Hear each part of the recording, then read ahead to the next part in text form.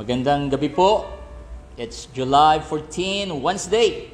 At tayo po muli ay mag-aaral po ng salita po ng Panginoon. Dahil mabuti ang ating buhay na Panginoon, tayo po ay saglit na lumapit sa Diyos sa panalangin. Amang banal, salamat sa gabing ito. Salamat sa aming pamilya, trabaho, pag-aaral, gawaing bahay. Lahat ito ay ibinigay mo sa amin. Salamat po sa oras ng pag-aaral ng iyong salita ngayong gabi. Hawiin mo ang pagod, ang magulong isip. Hayaan mo sa aming paglapit sa iyong trono, sa iyong biyaya, sa iyong habag, ay maramdaman namin ang iyong banal na presensya. Ikaw ang Diyos na napakabuti. Pagpalain mo ang iyong salita ng aming pagbubulay-bulayan ngayong gabi, ng aming pag-aaralan ngayong gabi. Napakabuti ng aming Panginoon. Sa pangalan ni Jesus, ang lahat po tayo magsabing, Amen and Amen. Amen. Thank you, Lord. Sige po, kung meron po tayong Biblia, ay makibukas po kayo sa akin sa bagong tipan sa libro po ng Roma. Roma, talatang 5, kabanata 1. Romans 5, verse 1. Therefore, since we have been justified through faith, we have peace with God through our Lord Jesus Christ. Verse 2, through whom we have gained access by faith into this grace in which we now stand. And we boast in the hope of the glory of God. Not only so, but we also glory in our sufferings, because we know that suffering produces perseverance, perseverance, character, and character, hope. Verse 5, and hope does not put us to shame, because God's love has been poured out into our hearts through the Holy Spirit who has been given to us. May God bless the reading of His Word. Amen. Our topic for this evening, Merkules po, for meeting natin, is entitled, While We Were Still Sinners, Christ Died for Us. Yung tayo'y makasalanan pa, ang Panginoon ay namatay sa atin. Sabi po sa Romans 3:23, for all have sinned and come short of the glory of God. So, lahat, sino man, pinakamabait man tao, wala man nilokong tao, walang inagrabiyadong tao, sabi ng Bible, all have sinned. Hindi nakaabot sa kaluwalhatian ng Panginoon. Kaya ang gumawa po ng paraan ay walang iba kundi ang ating Diyos.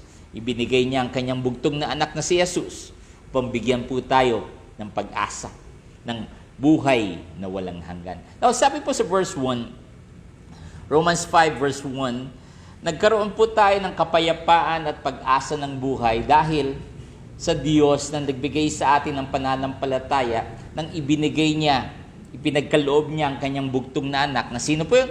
Ang ating Panginoong Hesukristo. So, maganda po doon. Dati, ang tingin natin kalaban ng Diyos. Pero ngayon, sinabi there's peace and there's hope. Merong kapayapaan at may pag-asa ang buhay sa ginawa ng Diyos sa atin. Now in verse 2, we gain access by faith through our God. Nagkaroon po tayo ng access. Di po ba? Sa ibang kumpanya, sa office, kailangan po nila ng mga access. Kailangan po ng mga ID. Kailangan po ng mga papers. Dapat makapasok ka doon, maka-access ka doon. Kaya parang password, hindi ka rin makakapasok agad. Now, dahil sa pamamagitan na ipinagkaloob ng Panginoon, we gain access by faith. At dahil doon ng grace ng Panginoon, anong yung habag niya? Yung ipinagkaloob niya sa atin. Hindi po sino man ang pwedeng mag-isip na siya'y mabait, siya'y isa na sa pinakamabait na magulang, pinakamabait na anak, pinakamagaling na empleyado, o kahit boss. Sabi po dito, na ipinagkaloob ng Diyos ang access na ito through His grace. Kaya tayo'y nakatayo. Sabi mo nga sa iyong katabi, kaya tayo nakatayo dahil sa Diyos. Sabi mo, kaya tayo nakatayo dahil sa Diyos. And we boast. Pwede tayong magyabang dahil may pag-asa tayo sa Diyos. Hindi natin pinagyayabang nung nagawa natin, nung trabaho natin, nung naabot natin. Ang pinagyayabang natin, meron tayong Diyos na nagmahal sa atin. Yun ang masarap ipagyabang. Hindi nung sarili natin, no, nung kakayahan natin, no, nung ibang tao. Kundi ipinagyayabang natin, minahal tayo ng Diyos. Pinagkalooban tayo ng buhay na muling hinaharap natin. Sabihin mo nga sa iyong katabing, dahil sa Diyos, kaya tayo'y buhay. Amen. Dahil sa Kanya, kaya hanggang ngayon ay ang kaluwalhatian niya, ang pag-asa niya, ang kapayapaan na ipinagkaloob niya sa atin ay nakikita natin at nadadama po ito. Kaya lagi po tayong magpatuloy sa Panginoon. Huwag po tayong matakot. No? Huwag po tayong tumingin sa napakalaking problema o suliranin ng buhay. Kundi ang tingnan natin yung malaking Diyos na may magagawa. Amen. Now, in verse 3, sabi dito, not only so, but we also glory in our suffering. Madalas po nyo akong madinig about victory, about mga success ng buhay. Kailangan po yun. Pero dito, idinidiin, bilang mga Kristiyano, we also suffer for Christ. Diba? Ang ibang Kristiyano, sasabihin, huwag na sana suffering. Kasama po ito eh. Kaya po pala may problema, meron kang mga bagay-bagay na hindi maintindihan, may mga dumadating na akala mo okay na, pero hindi po pala. Kaya, we suffer for Christ. Para lalo natin maintindihan ang buhay na hindi po natin kayang mabuhay mag-isa. Hindi natin kayang gawin lahat sa buhay na ito malibang mahabag ang Diyos sa atin. At sabi dito, suffering produces perseverance. Ano perseverance po? Pagtitiis. May suffering na nga, meron pang pagtitiis. Para pag ang hirap naman yung pastor. Ito ang ating pinag-aaralan. Ito po ang sinasabi ng salita ng Panginoon. Bilang Kristiyano, there is suffering. At ito'y susundan ng perseverance, pagtitiis. At after pagtitiis, yung karakter. Again, inuulit ko po. Sino ka man, ikaw man ay leader, ikaw man ay bossing, ikaw man ay servant, ikaw man ay simpleng tao, ang binabasa po lagi ng tao sa atin, hindi kung ano sinasabi natin eh. Kundi ang madalas po nilang basahin, yung barkada mo, yung kabrads mo, yung kamag-anak mo, yung pinsan mo, yung kalaro mo sa basketball. Lahat yan, ang binabasa po sa atin ay karakter. So, suffering plus perseverance, dadating po tayo sa karakter. Kaya madalas ko sabihin, kung sino ka sa bahay mo, basang-basa ka ng mga kasamahan mo sa bahay. Alam nila, yan ang totoo mo. Kaya nung karakter po natin, may nakakakita man o wala. Ang gusto po nating palabasin, Panginoon, binago mo ko. Binili mo ko sa pinakamahal na presyo. Kaya bilang yung mga anak, ang unang-unang hinahanap mo sa akin ay karakter ko. Yung maluwalhati, ang Diyos na buhay sa aking buhay. Now, sunod po dito, yung hope, suffering, perseverance, character, pagtapos ng manganganak ito ng hope, ng pag-asa. Di po ba? Sa kasalanan, puro kasinungalingan, nangiinggit, tapos pwede nang pumatay. Ganun pong manganak ang kasalanan, pero sa Diyos, from suffering, perseverance, character, manganganak po ito ng hope. Ano hope? Pag-asa. Sabi mo nga yan sa katabi mo, may pag-asa tayo. Amen? May pag-asa. Bagamat sa ibang tao siguro ay hindi tayo ini-encourage.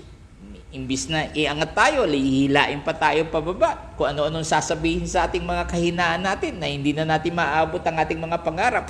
Pero ang sabi po ng Panginoon, paulit-ulit na sinasabi ng salita ng Panginoon, kung pangahawakan mo ang salita niya, may pag-asa po ang buhay. Amen? Bagamat mahirap, hindi po madali. Sabi nga, suffering, perseverance, character, pero may pag-asa ang idinidiin po dito ng Panginoon. Now, in verse 5, and hope does not put us to shame. Itong pag-asang ito, itong binibigay na pag-asa sa atin ng Panginoon, hindi po tayo ipapahiya. Kaya po, sa ating pagsunod, sa ating pananampalataya sa Panginoon, alam natin na sasagutin tayo ng Panginoon, hindi niya ipapahiya ang kanyang mga anak. Siya ang nagsabi niyan. At sabi nga, hindi bumabalik ang sinabi ng Diyos na walang nangyayari. Siguro ang ibang tao, Kaibigan mo, kahit nga nung best friend mo, pwede kang lukuhin o kamag-anak o mahal mo sa buhay. Pero ang Diyos, kung pangahawakan po natin ang mga sinasabi ng Panginoon, sabi niya po dito, hindi niya tayo ipapahiya. Panghawakan lamang natin ang sinasabi. That because God's love has been poured out into our hearts. Ibinigay ng Diyos ang kanyang pag-ibig sa ating puso sa pamamagitan ng banal na Espiritu ng Panginoon. There's power in the Holy Spirit. May kapangyarihan po. Kaya ang iba hindi po makasunod sa Diyos. Kulang sila sa power. Yung power na yon ay nagmumula sa Holy Spirit. Parang cellphone po. Ano man ganda yan, ano mang mahal yan. Kung ang baterya mo lobat na, wala yung mapupuntahan. Parang ating buhay. Ang pwede lamang magpalakas niyan ay ang banal na Espiritu ng Panginoon na ibinigay sa atin. Hallelujah. Binigyan na tayo ng buhay na walang hanggan, binigyan na tayo ng authority ng Panginoon, at binigay pa niya ang banal na Espiritu ng Panginoon para mag-guide po sa atin. Bagamat ang lagi nating kalaban ay laman ng ating pag-iisip, ng ating mga gustong gawin. Sinasabi ng banal na Espiritu, ops, mali na yan. Ops, delikado yan. Siya po ang nagpapaalala. Kaya sa mga Kristiyanong itinatabi ang banal na Espiritu, hindi pinakikinggan ang banal na Espiritu ng Panginoon, delikado po yun. Pwede tayong pumunta sa kumunoy ng kasalanan at akala natin, kaligtasan natin, hindi po. Dahil ang pwede lamang magligtas sa ating paglakad ng buhay na ito ay sa tulong ng banal na Espiritu ng Panginoon. Gagabayin niya tayo, bibigyan niya tayo ng kalakasan sa pamamagitan ng ating Panginoon. Amen. Kaya, kumbaga sa regalo ay todo-todo ibinigay ng Panginoon. Sino pa hanapin pong Diyos? Sino pa hanapin mong pag-asa? Ang Diyos po natin ay pag-asa natin at binibigyan tayo ng buhay na kailangan po natin. Now in verse 6, you see at just the right time, when we were still powerless, Christ died for the ungodly. Kumbaga sa tao, kung meron po tayong kasalanan, ang term ng Bible doon, we were powerless because of sin. Wala tayong magawa dahil sa kasalanan. But Christ died for the ungodly. He came not, hindi sa mabubuting tao, He came for the sinners. Tayo, makasalanan tayo. Wala tayong pwedeng maipagyabang.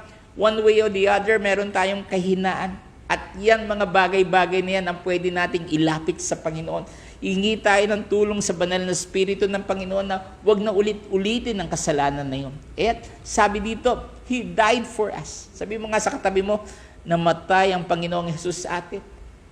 At sabi niya sa verse 7, very rarely will anyone die for a righteous person.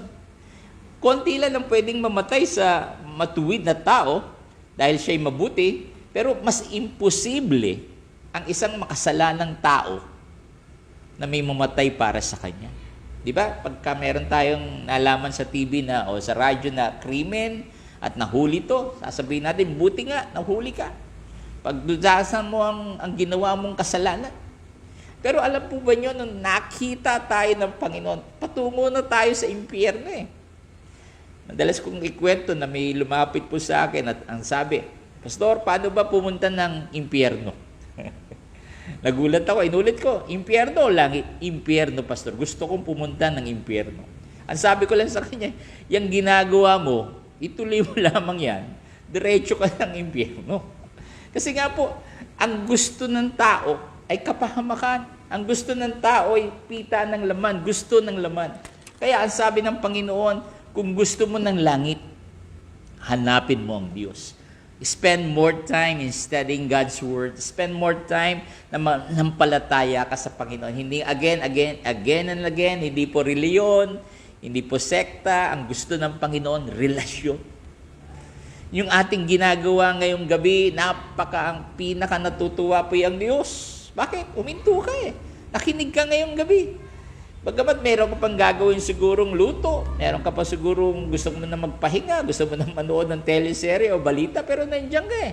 Nakikinig ka ng salita ng Panginoon at alam mo na nagbibigay ito ng lakas. Sa ibang tao siguro wala sila sa salita ng Panginoon. Ako, dila yan sa mga reliyoso, pero ang hindi nila naintindihan, ang buhay na ito'y pinagkaloob ng Diyos, pinahiram ng Diyos. Sabi nga sa verse 8, ito po ang ating topic ngayon. But God demonstrate His own love for us in this, while we were still sinners, Christ died for us. Habang tayo'y makasalanan pa. Yan. Habang tayo'y dapat ipinako na sa krus, in electric chairs na, binaril na sana tayo dahil sa ating kasalanan, namatay si Kristo para sa atin. Wow. Sabi ko nga, Lord, kami na marumi, kami na gustong lumangoy sa putik ng kasalanan, ay namatay ka para alisin ang makamandag na kasalanan sa aming buhay. Sabi rin po dito sa verse 9, His blood ay nagligtas sa atin. Dapat po, there's God's wrath. Meron ng sumpa ang bawat isang tao. Yung tinanggap po natin ng Panginoong Jesucristo bilang sariling tagapagligtas. Pag tinitingnan tayo ng Diyos Ama, hindi po tayo ang nakikita sino po ang kanyang anak na si Jesus na nasa ating buhay. Kaya nung wrath, yung dapat sumpa, yung dapat curse ng kasalanan, ay hindi na ibibigay ng Diyos sa atin kasi ang nakikita na niya sa ating buhay, ang kanyang anak na si Jesus. Dati nga, sabi sa verse 10, dati we were God's enemy. Kaaway pala tayo ng Diyos. Maraming tao, sa sobrang akala na ang Diyos ay pag-ibig, totoo yun. Pero noon po, pag tayo'y patuloy na kikilos at gagawa sa kasalanan, gagawa sa ating gusto, ang tawag ng Bible dito, we are God's enemy. Kaaway tayo ng Diyos. Bagamat maraming thinking na ang Diyos talaga ay Diyos ng pag-ibig, totoo po yun. Pero kung tayo ang masusunod sa ating buhay, that's it. Ay nagkakamali po tayo. We are God's enemy. Pero dahil God has given us reconciliation through His Son Jesus Christ, nagkaroon po ng dati naputol ang relasyon natin at ang Diyos dahil sa kasalanan. Pero ibinalik po ito. Parang internet na nawawala minsan. Parang cellphone, tamatawag ka, nawawala minsan. Pero dahil ibinalik ito ng Panginoon, nagkaroon muli po tayo ng reconciliation sa ating Diyos na napakabuti. Again and again, mahal po tayo ng Panginoon. Bagamat may mga bagay tayong hindi po na maintindihan, meron po tayong mga hindi malaman bakit nangyayari ito, ang pwede lang po nating matandaan sa lahat, nandiyan ang Diyos para bigyan po tayo ng kalakasan, bigyan po tayo ng buhay na pag-asa po natin. Amen. Sige po, tayo po'y mananalangin ngayong gabi. At ang idadalangin po natin ay, salamat o Diyos na binigay mo ang buhay na ito sa amin. Hindi po kami karapat-dapat, pero namatay ka sa amin. I don't know kung handa ka mamatay sa ibang tao. Kung sabihin niyang, pag ako ba may mamatay, sasama ka rin mamatay. No. He died because He wants us to have life. Bagamat nakakatakot mabuhay ngayon, di po ba? Maraming mga hindi mo maisip na pwedeng mangyari sa iyo. Pero ang sabi ng Panginoon, anak, gusto kita ng bigyan ng buhay. At ang buhay na ito ay kahit sino ay hindi pwedeng makaagaw sa iyo. Tayo po'y manalangin sa Diyos ngayong gabi. Lord, thank you for loving us. Makasalanan kami. Marumi kami. Madalas ay lumalangoy kami sa kasamaan. Pero ang tiningnan mo, hindi para kami bigyan ng wrath mo o ng sumpa mo. Ang ibinigay mo sa amin ay pag-asa. Na may pag-asa ang aming buhay.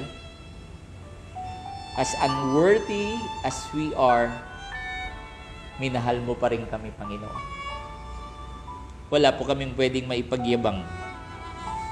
Ano man ang naabot namin, Ano man ang meron kami, lahat yan ay galing sa iyo.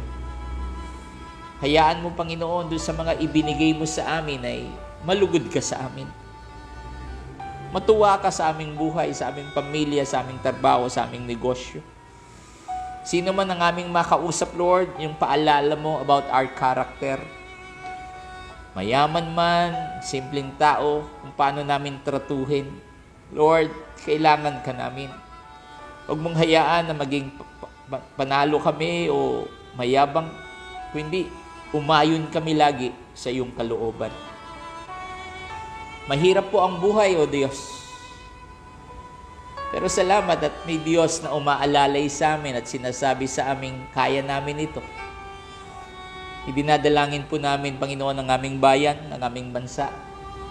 Patuloy mong hawakan ang aming leaders, ang aming militar, ang aming pulis, ang aming mga doktor.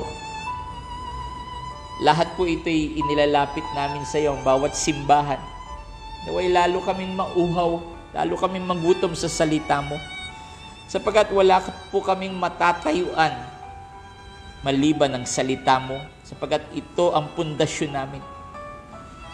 Lagi mo kaming paalalahanan, Panginoon, kahit busy-busy kami, kahit marami kaming kailangan gawin, na bumalik sa iyong salita. Kausapin ka sa panalangin.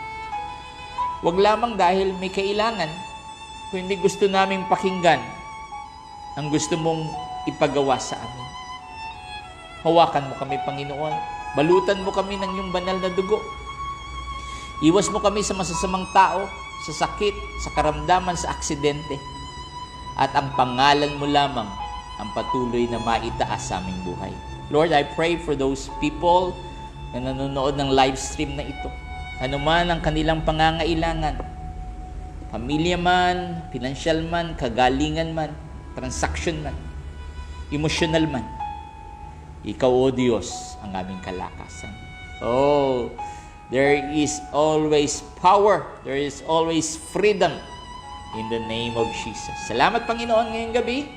Hanggang sa aming pagtulog mamaya, samahan mo kami, Panginoon. May pag-asa lagi dahil ang aming Panginoon ang aming kasama. Sa pangalan ng Ama, ng Anak, at ng Espiritu Santo. Lahat po tayo magsabing, Amen. Amen. Wow, thank you po. At lagi po kayong nandyan para makinig ang salita po ng Panginoon. Salamat rin po sa ibang mga grupo na nagko-connect po sa GC nila sa palabas na ito, sa live stream na ito. We thank God for them na andito po at kasama po natin sila na nakikinig at gusto magbago. Ang pwede lamang nating bigyan diin dito, mapakabuti ng ating Panginoon. Again, I'm Pastor James Lagasca, and you are watching the live stream of Light of Life Foursquare Church. Always remember, the Lord loves you and the Lord cares for you. Magandang gabi po. The Lord bless.